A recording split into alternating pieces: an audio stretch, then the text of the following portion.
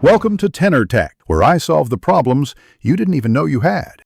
You begin by opening Google Pay and signing in with your Google account. Grant required permissions for SMS and contacts. Once signed in, you'll add a phone number and verify via OTP so Google links the device to your profile. Make sure to enable location if prompted for local features. This early verification prevents later payment holds and speeds bank linking. If you use a work account, consider switching to a personal account for full payment features. Now add your payment method. Choose card or bank account depending on your country. When adding a card, enter number, expiry, and CVV, then accept verification prompts. For bank accounts, pick your bank and complete instant verification or use micro deposit confirmation.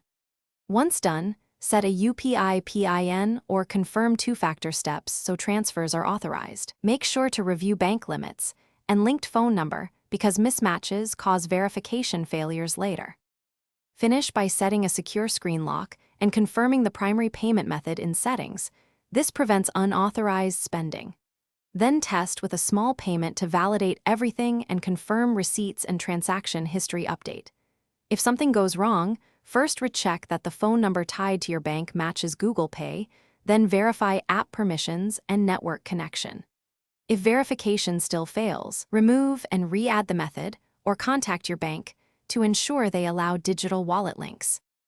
Thanks for watching. Subscribe to keep your life in tune.